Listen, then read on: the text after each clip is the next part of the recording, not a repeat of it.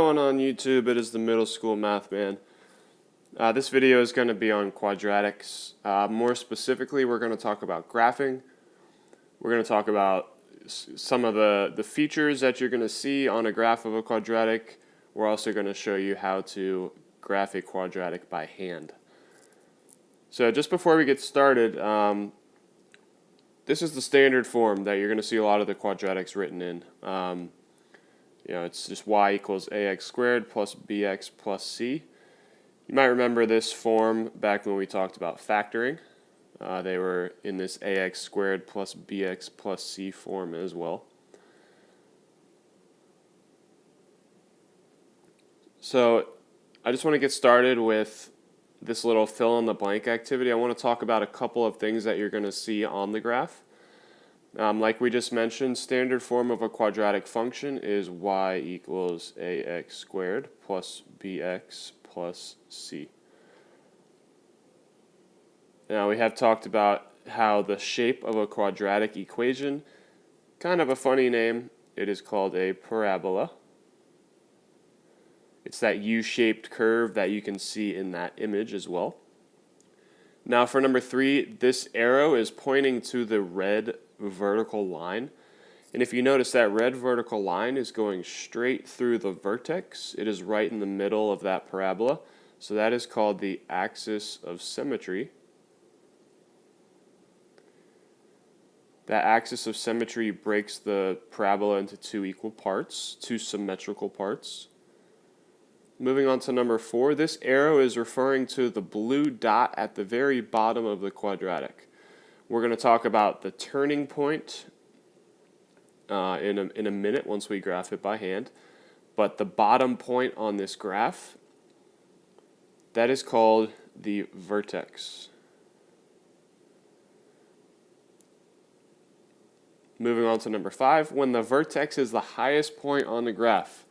So I'm just going to draw a very rough graph over here. So this would be an example right here. Say the vertex is up there.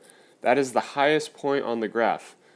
So if you think about domain and range, there's going to be nothing above that point. The arrows, the lines are going down, so that is called a maximum. It's the highest point on the graph. It's the maximum. There's nothing above that point. Number 6, the opposite, when the vertex is the lowest point.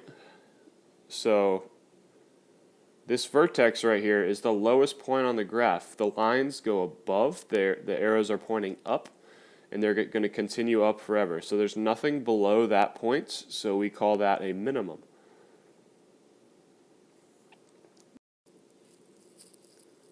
So for number 7, I have our solutions in green on the graph. So the solutions are where the parabola crosses the x-axis.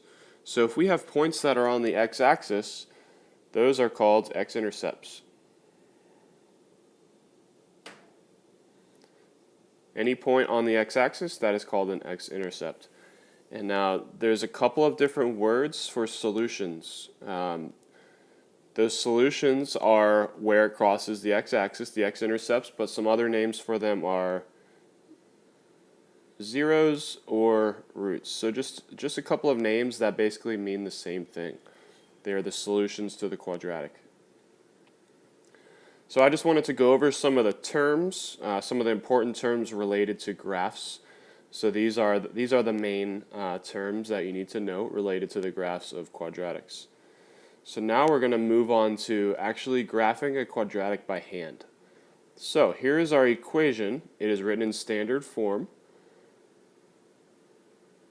Now, we're going to pretend we don't have access to calculators or Desmos, and we're going to graph this by hand. So as you can see, we have a table to the left. So before we do any of this stuff, before we start writing those down, I want to get this on the graph. So we have space for, it looks like 7 points over here. So I'm just going to use -2, -1, 0, 1, 2, 3, 4.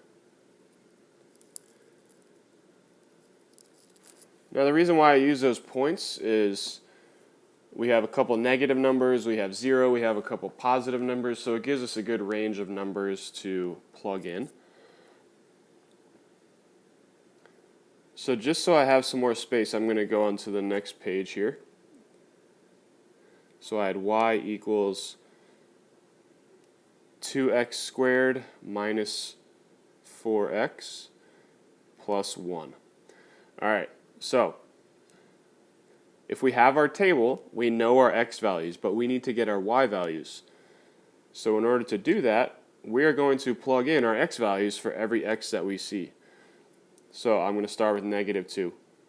Now remember, when you plug in a number for a variable, it needs to be in parentheses.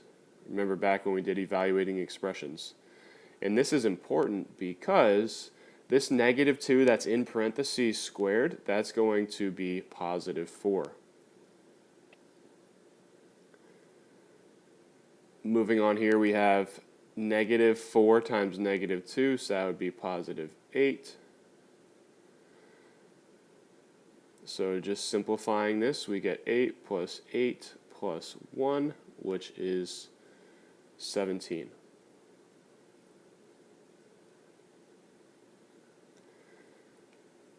Alright, so that doesn't appear to show up on our graph, but let's see when we plug in negative 1 what we're going to get.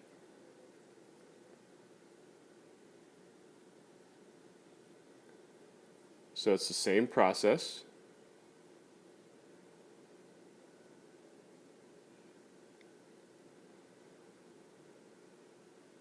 So negative 1 in parentheses squared is positive 1. Negative 4 times negative 1 is positive 4. So we're going to get 2 plus 4 plus 1, which equals 7.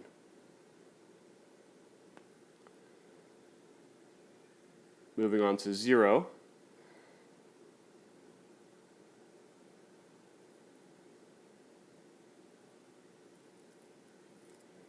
Zero is nice because that obviously cancels out a lot of things for us. So, 2 times 0 squared is just going to be 0. Negative 4 times 0 is going to be 0. So the answer here is 1.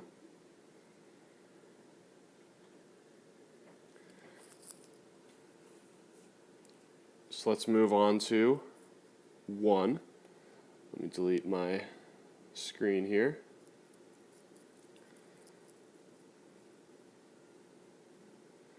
One is also a nice number to plug in because it doesn't get rid of things like 0, but we know anything times 1 is itself. So here we have 2 times 1 squared, which is just 2 times 1, which is 2. Negative 4 times 1 is negative 4. So when we fully simplify this, our final answer is going to be negative 1. 2 minus 4 is negative 2, plus 1 is negative 1. So you might start noticing something on the graph over there. Now my y values, I have a negative y value, so let's see if that continues. A couple more numbers.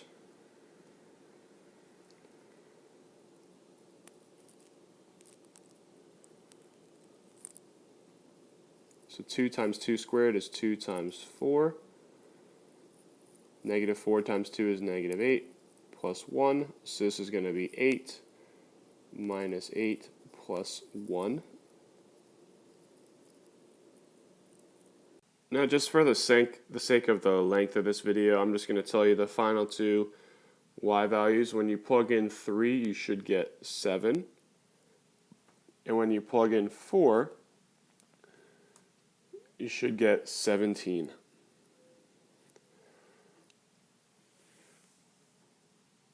So you might notice some patterns here in the y values. So we start with 17 and then we're decreasing, right? We're getting smaller and smaller, and then we get to negative 1, and then it starts going back up again. So you might notice a little bit of a pattern over there. So now if we graph this by hand, remember the x values and the y values, start with the x values, that means you go left to right, and the y values is up and down. Now Negative 2, 17 isn't going to appear on this graph. That's fine. I'm just going to move on to negative 1, 7. So that would be 1, 2, 3, 4, 5, 6, 7. That would be up here. 0, 1 would be right there on the y-axis. 1, negative 1 is going to be down there in the fourth quadrant. 2, 1 will be right there. And finally, 3, 7 will be up there. Now, if we had a bigger graph, we could fit the last points on there, but we don't. So here's what that graph of that parabola would look like. So just a couple of things just to review quickly. The axis of symmetry, that is the vertical line that goes through the x-axis that splits the parabola. That is not a very good line, sorry about that.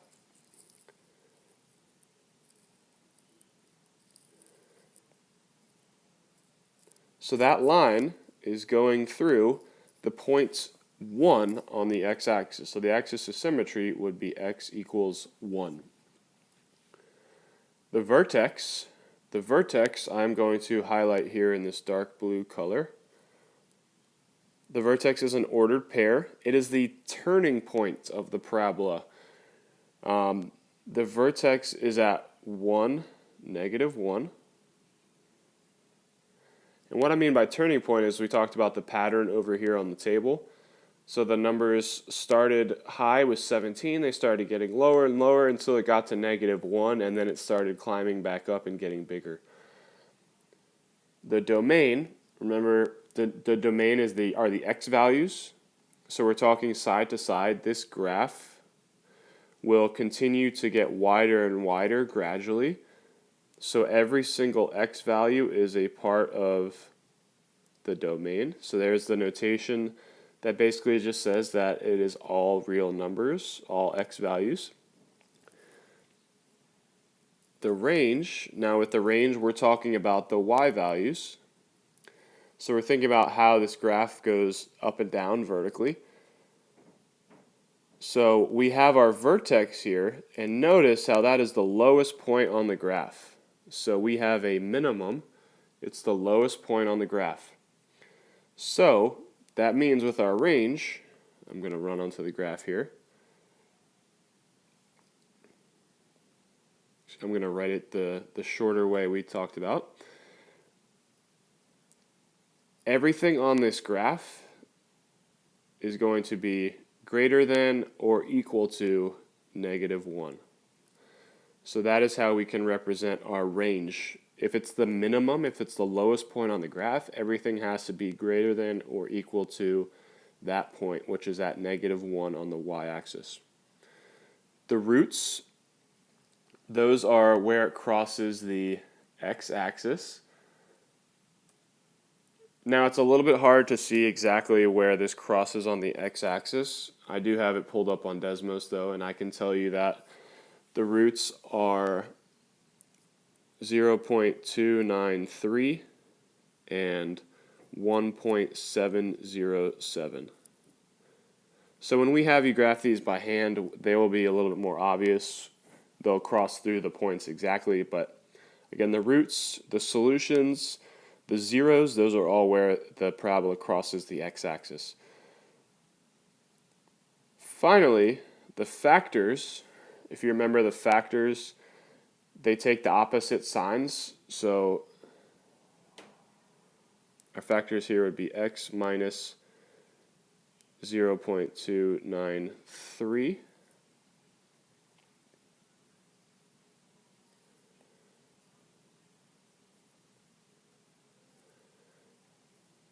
and x minus 1.707.